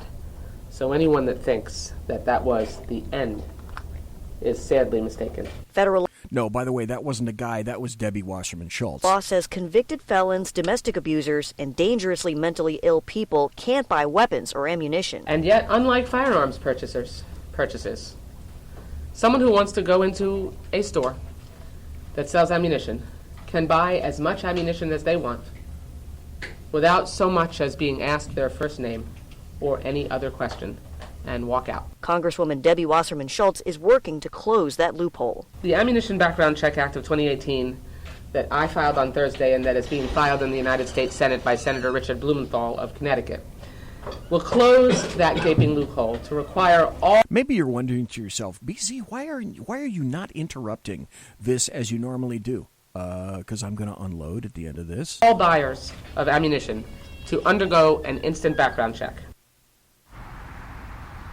And the law would use the FBI's National Instant Background Check System, which is the same one used for firearms purchases. The bill, I should say, has a long way to go before it becomes law. It would have to be looked at by a committee and would have to be passed by a Republican-controlled Congress. Live in Pembroke Pines, Madeline Wright, Local 10 News. Well, for a while, if we don't show up in November, just as I said at the top of the hour, Republicans, conservatives, GOPers. So here's why I didn't I wanted to let you hear Debbie Wasserman Schultz in full throat. So let me tell you how this is going to work. It'll work as well as background checks for firearms, and we already know the efficacy of that program. I'll wager that few, if any, mass shootings in the past, say, 2 or 3 years would have been avoided by firearms background checks. In fact, many suspects did pass prior checks, or they acquired the firearms from other persons in other places, or the federal government didn't do its job, like in the case of Devin Kelly. We'll get to that. One thing we do know for certain, though, not one mass shooter, not one, has been an NRA member. If you know of one, I'd like a name and evidence, not just hearsay. Send me a tweet or whatever. If you know of one that was an NRA member, I want to know too. Just as Barack Obama was the biggest boon to firearms sales in the history of the United States. This law is going to be one of the greatest ammunition sellers as well. Only now, just as homes are burglarized and firearms stolen, so now will be ammunition. It's like you didn't even think about this? Okay, so, well, who does get hurt behind this? Criminals? Nah, of course not. It's in their job description. That's their day job.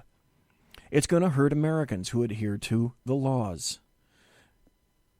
I've said this before, I'll say it again, and that is purposeful. The point isn't to keep ammunition out of the hands of criminals. The point is to keep ammunition out of the hands of every civilian in the United States to the point where firearms become meaningless.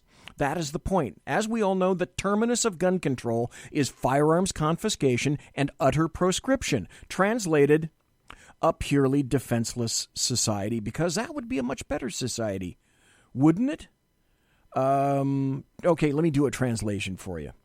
Okay, you can have a car. Golly, yes. Who'd ever take away your cars, your independence, and your ability to drive wherever you want, whenever you want, for any reason? Don't be stupid. We're just going to remove your ability to acquire rubber and linked compounds so you can't purchase tires. But hell, you still have your car, right? So it's not about car control, you see. Don't be stupid. Don't be unreasonable. Don't think we're not writing a bill to make sure that you won't be able to purchase wheels. Come on, baby steps. Nudge, nudge, nudge. Just like Sackheads Clint said last night. Nudge, baby steps. After all, you still got your car, right? Well, who would have firearms then? Only one answer. The government. Period. And, politicians and judges and celebrities and high-ranking officials would still somehow magically, I don't know how that would happen, they just magically somehow continue to keep their firearms for their civilian bodyguards. We just got through reading a story about elite privilege and the elite few being able to keep their security clearances to make money after they retire or they get fired. I wonder how many people have been fired and they still have their security clearance. Has anybody asked James Comey after having been fired whether he has his security clearance? What do you think the answer to that is? Hands? Bueller? Who would have guns? The government. Yeah, politicians, judges, high-ranking officials. They would keep their firearms for their civilian bodyguards. We can't have, this is the government talking, we can't have you lowlifes, you proles, you serfs, you groundlings, you grubbers, you deplorables, you vassals, you chattel, you underlings, you lackeys, you bond servants, you puppets, interfering with your intellectual and political betters. Can we? Nudge. Remember that? Nudge. Incremental. Baby steps. Think frog. Think boiling pot. Because the logic is going to be this. We're coming for your guns because, after all, what use are they really without bullets? Next up to bid. Bank on this one. Beantown Billy. Hand loaders. Trust me on this one, okay? Hey, you don't really need that gunpowder, do you? It's an environmental hazard, after all. Those cute little machines and those presses that are like red in color, hey, you can keep them. Oh, but you know what? Those bullet thingies, they got to go. Hey, there is one little kind of a positive thing. I don't know if I can make this before the break, but Lindsey Graham had to say something that I found very interesting recently. See if Lindsey will talk. Entitled to Attorney General he has faith in, somebody that's qualified for the job. And I think there will come a time, sooner rather than later, where it will be time to have a new face and a fresh voice at the Department of Justice. Replacing him before the election, to me, would be a non-starter. But the idea of having a new Attorney General in the first term of President Trump's administration, I think is very likely. Whoa, out of the mouth of Lindsey Graham. And so I'm going to throw this up for hands, too. I won't be able to see. You can see me. But, hey, hands for people who think Jeff Sessions should be replaced. Okay. Hands for people that think Jeff Sessions should have been replaced when he was stupid enough to recuse himself early on when he didn't have to. Hands for people that think that Lindsey Graham is correct and that after the midterms, Jeff Sessions is probably going to be replaced. Okay, and then thoughts. Go ahead and write them in chat. Go ahead and send them to me at Twitter at BZEP, B-Z-E-P. So I got to ask you, All right, if Jeff Sessions goes, and I tell you what, I really think he's going to this time because he's like a stegosaurus. He's too damn stupid to walk and chew gum at the same time. The Stegosaurus historically had the brain the size of a walnut. It was about, an animal of about 5 to 6 tons. And its brain was so puny that it needed a ganglion of nerves near its rear legs to make its hips work. By the way, the first Stegosaurus, I think, if I'm not mistaken, I'm pretty sure it was named Jephus Sessions. I could be wrong. You're listening to the SHR Media Network. The new show on the SHR Media Network, Sackheads Against Tyranny. On shrmedia.com. Go there quick like a bunny, 11 p.m. Eastern, 8 p.m. Pacific, every Wednesday. Live and direct on the SHR Media Network. shrmedia.com. Be there. Human by race, Christian by faith, American by nationality, and conservative by choice. Reverend Ralph J. Chittum Sr. is the right guy on SHR Media from 8:05 to 9 p.m. Monday through Friday. And if on the rare occasion I am ever wrong, I will still always be right. The right guy on SHR Media. When dirty politicians, shadow governments, and deceptive Islam blind the world with fake stream media smoke, their only fear is one man with a cane.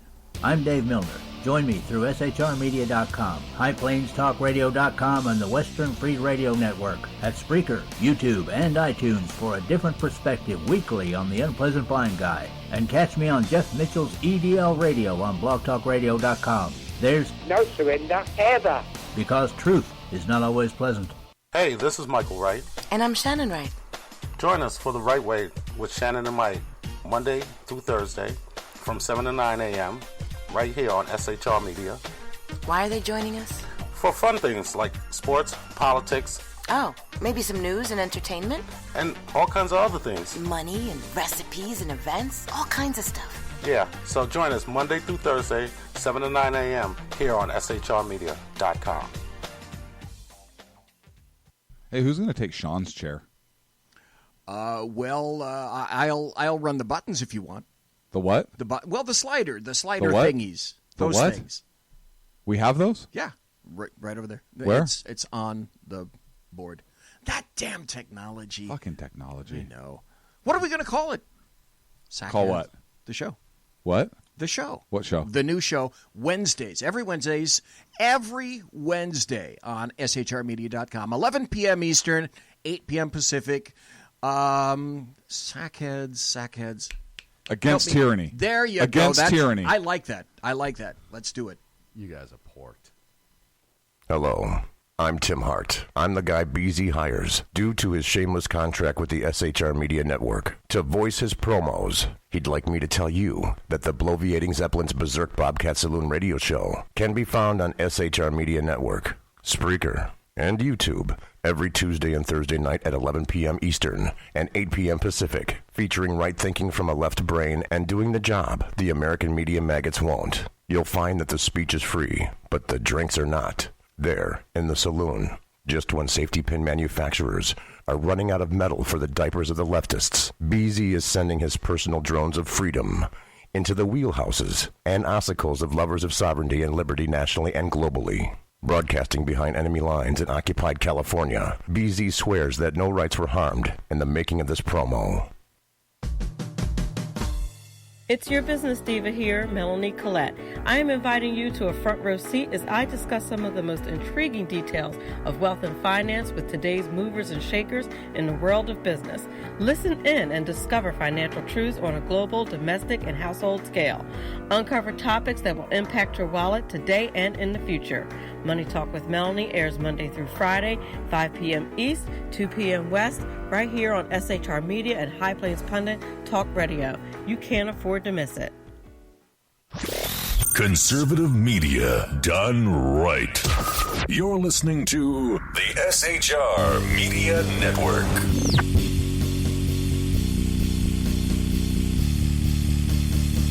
Ladies and gentlemen, Wow, it's the final half hour. The show has gone quickly tonight. 2 hours of buttery everything. Thanks again to Terrence McCAULEY for the first hour. And welcome to everybody listening. Thank you for listening. Thank you for listening live. Thank you for listening in podcast. Sackett, Sean, and I sat down about, it was yesterday. We had lunch yesterday over at Mr. Pickle, where they make deli sandwiches, and we both had a couple of deli sandwiches.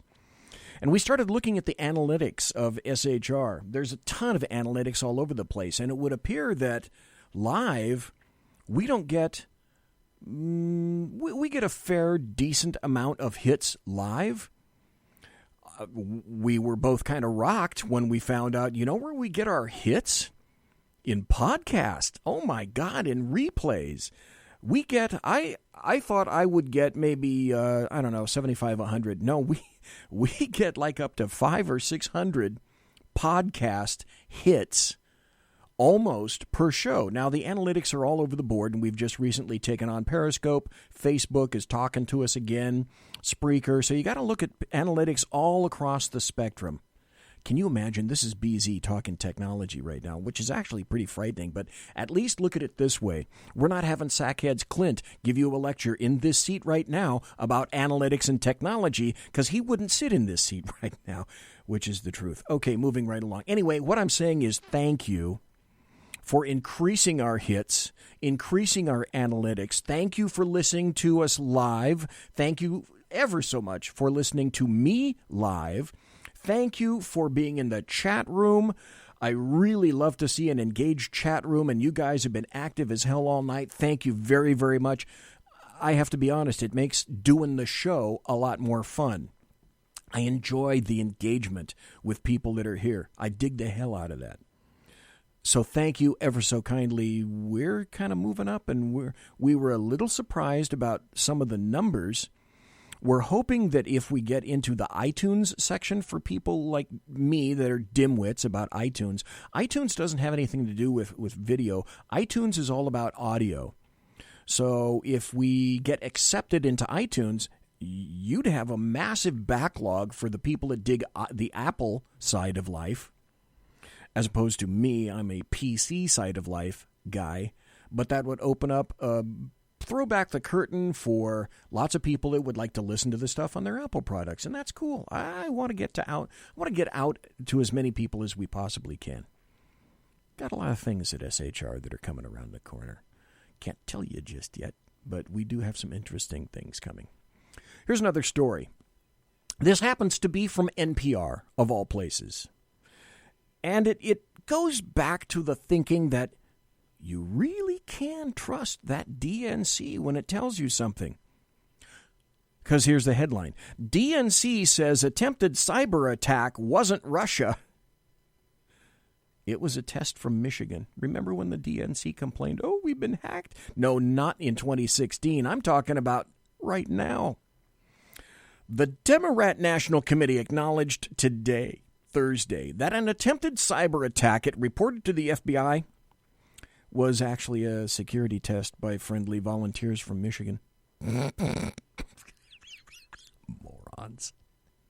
And I don't know if you remember, but the American media maggots picked this up and ran with it like a fullback towards the end zone. Oh my God, once again, the DNC is getting hacked by those evil Russians doing their work on Putin's puppet, Donald John Trump, the guy with the dead orange cat on his head.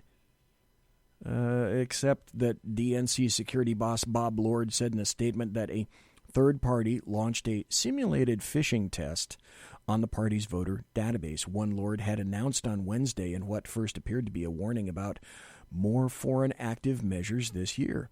So today, a Democrat Party official confirmed to NPR that the origin of the test was a group of white hat specialists. That's racist in and of itself. Working for the Michigan Democrat Party. The state party officials evidently did not communicate with the DNC about the test. Now take that, wrap it up, and enfold it back into 2016, and what do you have? Put it together, and what do you got? Zippity-zappity-zoo. Yeah, that DNC can be trusted.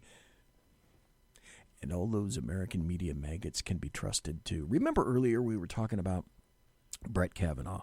And Brett Kavanaugh caught crap because they thought that the FERT leftists, the American media maggots, the LDEM, the leftist Democrats, and American media maggots, thought that the first name Brett was like high schoolish. And dude, he's like a quarterback. Nobody's named Brett except quarterbacks and elite snobs.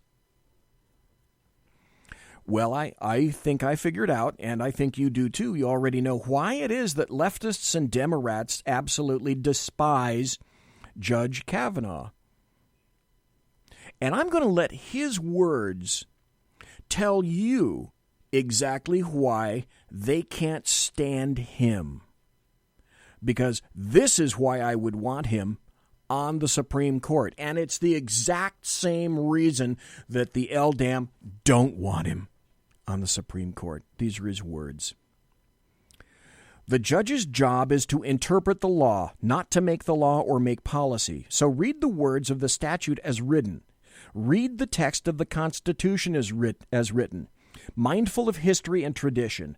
Don't make up new constitutional rights that are not in the text of the Constitution. Don't shy away from enforcing constitutional rights that are in the text of the Constitution. Changing the Constitution is for the amendment process. Changing policy within constitutional bounds is for the legislatures. Remember that the structures of the Constitution, the separation of powers and federalism, are not mere matters of etiquette or architecture, but are at least as essential to protecting individual liberty as the individual rights guaranteed in that text. And remember that courts have a critical role when a party has standing in enforcing those separation of powers and federalism limits. He concludes with, simple but profound. That's exactly why he's despised. He respects the U.S. Constitution, the Bill of Rights, the rule of law, and he's a respecter of the branches of government and the checks and balances as intended. The LDAM, the leftists, the Democrats, the American media maggots, they wish to break and eventually crush the Constitution and the Bill of Rights. Make no mistake. And in order to secure a 180-degree movement and to make sure that that movement is implemented, now, our founding documents, as they're written, exist to limit government. That's why they hate it.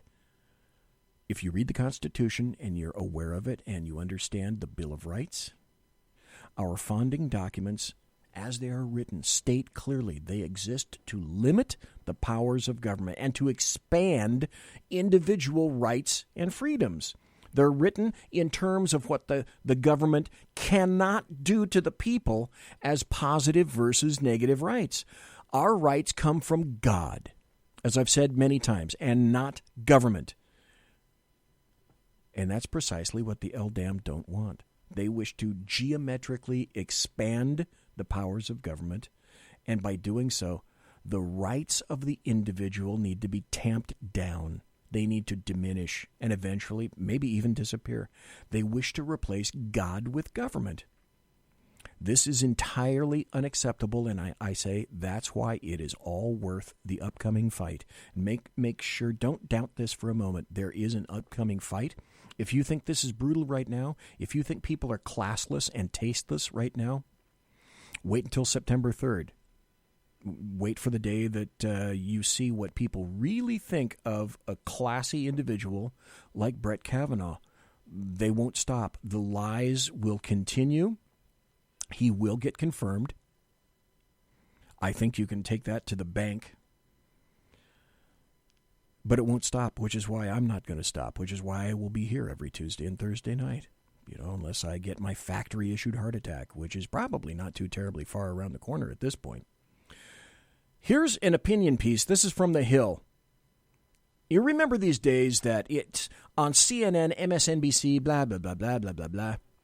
It's all about Manafort, guilty, 8 counts, 11 more, going to have another trial. Oh, and that Cohen dude, look, he's going to cop a plea. He's going to spill everything there is on Trump and yada, yada, yada, yada, yada, yada, yada. Here's from The Hill, of all places, a guy named Mark Penn, who says Cohen's plea deal is the prosecutor's attempt to set up Trump. Now, if you remember, if you heard, there was one female who Judge Ellis in Manafort's trial decided that he was going to shield the jury because he got death threats and he thought that they were going to get death threats as well. This one female jurist she's already been interviewed. People know who her name is, what her name is. And she said that the smugness on the faces of the federal prosecutors and the diffidence that they had in dealing with Manafort and other persons that were on the stand was palpable. And that she believed that it was absolutely nothing more, which I fervently believe as well, as a trap to get to Trump in some fashion. Penn writes, here we go, from Russia with love to campaign finance with love. Why was Michael Cohen investigated? Because the Steele dossier had him making secret trips to meet with Russians that never happened. So his business dealings got a thorough scrubbing, and in the process, he fell into the Paul Manafort bin reserved by the special counsel for squeezing until the juice comes out. In other words, as I've said before, the federal prosecutors, Mueller, want to make him not just sing, but they want him to compose for him. It's what we used to say in the federal government on the law enforcement side. We're going to make you compose. We're back to 1998 all over again, with presidents and candidates covering up their alleged marital misdeeds, prosecutors trying to turn legal acts into illegal ones by inventing new crimes.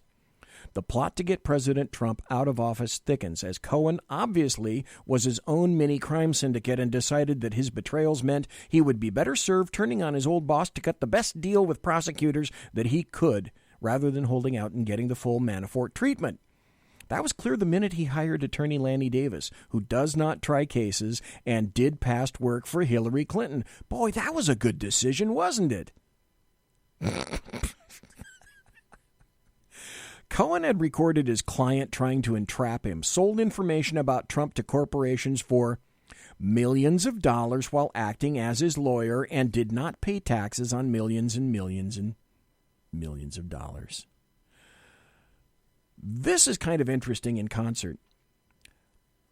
I like what Mark Levin says. I find it difficult to listen to him just because of the timbre of his voice. I don't know, maybe that's an issue with you, maybe it isn't. Some persons make me want to run nails on chalkboards. Fran Drescher's one of them. Mark Levin, I can take him for a period of time. But here he is, he's weighing in with regard to Cohen and Trump. All right, here with reaction to all of today's breaking news. He's the host of the #1 show, Sunday nights, 10 Eastern, Life, Liberty, Levin, right here on the Fox News Channel, host of CRTV's Levin TV. We call him the Great One for a reason, Mark Levin. All right, Mark, I mean, there are some lessons here. I agree that you shouldn't lie to the FBI. Everyone agrees with that. I also agree that you should pay your taxes. I also agree that you better not lie in a bank loan application. Yeah. Mark, how did we get from Russia and that this is it after we're almost at 500 days? All right, I want to address Michael Cohen. How did we get to that? I want to help the law professors, the constitutional experts, the criminal defense lawyers, the former prosecutors, and of course, this is great, the professors. I want to help them understand what the law is. The general counsel for the Clinton mob family, Lanny Davis. By the way, he's an attorney, if you didn't know. He had his client plead to 2 counts of criminality that don't exist. These campaign finance violations that all over TV they're saying implicates the President of the United States directly. First, let's back up. It is a guilty plea. It is a plea bargain between a prosecutor and a criminal who doesn't want to spend the rest of his life in prison. That is not precedent. That applies only to that specific case. Nobody cites plea bargains for precedent. That's number one. Number two, just because a prosecutor says that somebody violated a campaign law doesn't make it so. He's not the judge. He's not the jury. We didn't adjudicate anything. It never went to court. That's number two. A campaign expenditure under our federal campaign laws is an expenditure solely for campaign activity. A candidate who spends his own money or even corporate money for an event that occurred not as a result of the campaign, it is not a campaign expenditure. Let me give a few examples. Okay, listen to what he said. Just for Listen to what he said. Mark Levin said, and this is my fantastic memory, which I don't really have a fantastic memory, but he said, a candidate who spends his own money or even corporate money for an event that occurred not as a result of the campaign is not a campaign expenditure. To help people understand this, especially the American people. Let's say, I wrote these down. Let's say a candidate had said, we owe vendors a whole lot of money. We've had disputes with them, but I want you to go ahead and pay them. I'm a candidate. I don't want all this negative publicity. So he says to his private lawyer, you pay them, I'll reimburse you, get it done. Is that illegal? It's perfectly legal. Yet according to the prosecution of the Southern District of New York, it's paid at the direction of the candidate to influence an election. Yes, Mr. Prosecutor, how stupid is your point? It's not a crime. More. Let's say this candidate settles a lawsuit that was initiated before he becomes a candidate, and he says to his personal lawyer, I want you to settle that lawsuit. You can use my corporate funds, my private funds, whatever it is. That is perfectly legal, too. The prosecutor would say, but that influenced the election. So what? There's certain things you do that influence an election that are legal, certain things you do that influence an election that are illegal. Let's say a candidate gets a non-disclosure agreement from a disgruntled employee. He wants to quiet that disgruntled employee as he goes into the election. He pays the funds out of his pocket or through his corporation. Perfectly legal. Nothing here was spent out of the campaign. Nothing was done with the campaign or to the campaign. This is exactly what the federal law is. And Mr. Lanny Davis had his client plead guilty to 2 offenses that aren't offenses that the prosecutor insisted were offenses. That's why he's no good. And that's where we're going to stop it. And didn't I just say, Lanny Davis, he's never tried a case before. How much of a moron are you when you acquire this guy? Washington, D.C. has more attorneys per square inch than any other place on the planet. And of all the attorneys that you can acquire, Michael Cohen, being an attorney yourself, you decide to get this guy and decide to hand over everything that you have to the federal government. I think there's more. I think there's a lot more to this. I think we're going to hear it, not immediately, but we're going to hear it. Because there's stupid, and then there's brain-glazingly stupid. I cannot see where Cohen falls into any other category right now except that of brain-glazingly stupid. I got about another 7 more minutes before the end of the show. We all know about Molly Tibbetts, and we all know about the illegal alien who's been in the country here illegally because it's a law, and it was broken by him. Not even going to name his name because he's not worth naming at this point. But he's all over the media. 2 things I want to tell you. One is if you're not just a wee bit upset about this, you need to be. Because this is his attorney's ploy now. Accused Molly Tibbetts killer demands that he not be called an illegal alien. Every week I say this. Just when you think that you've heard just about every stupid damn thing on the planet, there are more stupid damn things. Federal immigration officials confirmed to Breitbart News on Wednesday that they have no records of 24-year-old blah, blah, blah, blah, blah, the man accused of murdering 20-year-old college student Molly Tibbetts. This week, law enforcement announced that Tibbetts' body was found in a cornfield in her rural hometown of Brooklyn, Iowa, after she was last seen jogging on July 18th. So this guy's been charged with first-degree murder in her death, and police say he admitted to confronting and chasing her down. The illegal alien lived in a region of Iowa that was surrounded by sanctuary cities. Imagine that. And now, isn't this innovative and unique precedent? It'll be picked up and run with, in other cases.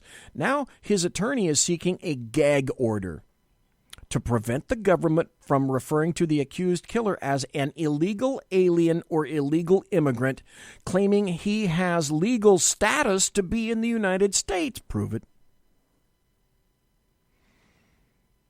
Officials with the United States Citizenship and Immigration Services Agency said a search of federal records reveals that blah, blah, blah does not have a lawful immigration status in the country, indicating that he is, in fact, an illegal alien. And that's how far we've fallen as a country. What does BZ say? BZ says this, because that's why I'm here, to tell you stuff that the American media maggots, the leftists, and the Democrats are not. This is from lifezet.com. I can't figure out why you haven't heard this. I can't figure out why it isn't above the fold in every newspaper all across the fruited plain. But I think after you hear this, you go, okay. All right. That's another reason we listen to that bulbous monstrosity in front of the microphone right now. From lifezet.com, 5 other heinous illegal alien crimes you didn't hear about this week. Why are liberal mainstream media figures afraid to tell Americans all the facts about who enters our country? Molly Tibbetts, a 20-year-old Brooklyn, Iowa college student, was murdered by blah, blah, blah, 24, who was charged with first-degree murder after confessing and leading authorities to the cornfield where he'd tried to hide her body under stalks of corn. Blah, blah, blah is an illegal alien from Mexico who's been here in the U.S. for at least 4 years, but many in the mainstream media are far from eager to report that fact. In its story on Wednesday, for example, about how law enforcement cracked the case, CNN said absolutely nothing about Rivera's immigration status. Imagine that. Readers had to click on a link at the end of the post to go to a second story, and even then CNN only described blah, blah, blah as a Mexican man who officials said came to the U.S. illegally. That somewhat oblique reference came only in the 4th graph, and it was not repeated until the end of the story in a reference to President Donald Trump. Tibbetts' disappearance has been a major news story for weeks. It was impossible to ignore totally when it became known that an illegal alien had confessed to her murder and led authorities to her body. But wait, there's more. Journalists working for major mainstream media outlets totally ignore many more crimes illegal aliens commit in the country. Here are just five examples from this past month. Number 1, an illegal alien from Mexico charged in a brutal Minnesota murder. Freider Diaz Carabajal was deported in 2014 but returned and is now charged with stabbing a 27-year-old Minnesota woman to death. He speaks no English but claims to have lived in the Shakopee Valley area of the state for 18 years. He had two previous DUIs. He was found in what police described as an extremely bloody scene with his head on the chest of his victim, his ex-girlfriend, who'd been stabbed multiple times and was dead. If convicted, he could face up to 40 years in prison. You didn't hear about that. Number 2, accused rideshare rapist is Orlando Vilches Lazo, a 37-year-old Peruvian illegal alien living in the San Francisco area. Good news for San Francisco residents. Keep embracing your illegals. According to local TV stations, Lazo was charged in late July with multiple offenses, including rape, sexual penetration with a foreign object, kidnapping, and false imprisonment. Authorities later said he, a former Lyft driver, continued to pass himself on as a way of encountering victims.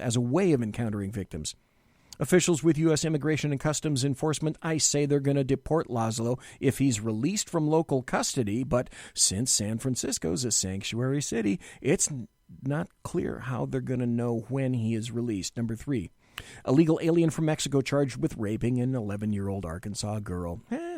Luis Mario Rodriguez Torres, 21, allegedly met the girl through Snapchat, then would not let her go when she met him, according to KSFM in Springdale, Arkansas.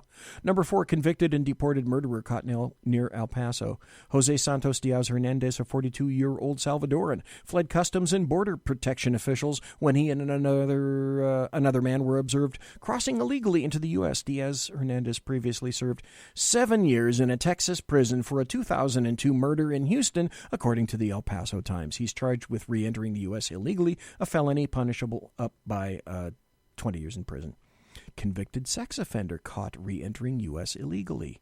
When agents approached 41-year-old Magdaleno Elizalde Alonso after he crossed into the U.S. illegally near El Paso, he tried to escape. Once he was caught, agents determined that this guy had previously served prison time for aggravated criminal sexual assault and predatory criminal sexual assault of a child. Where? Oh, yeah, that's right. Chicago, Illinois. Monsieur has been locked!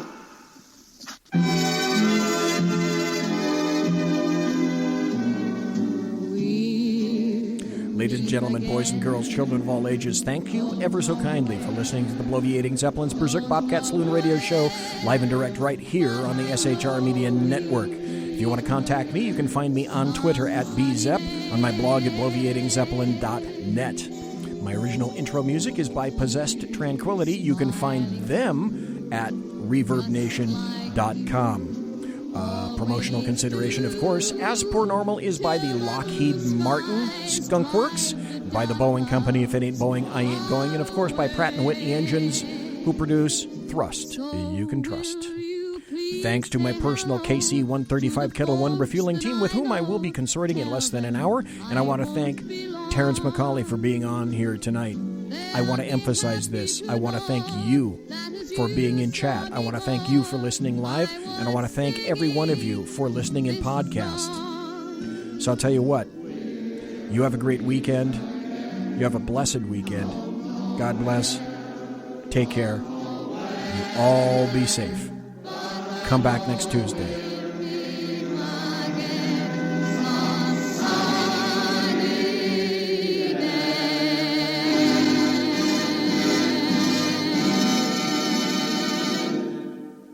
Everybody quiet down now and get some sleep. Night, everybody. Good night, Mama. Good night, Ben.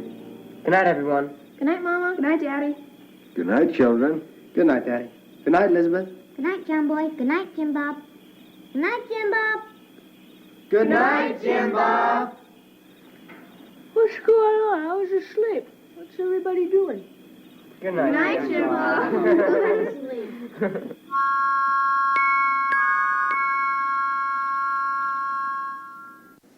Good night, and good luck.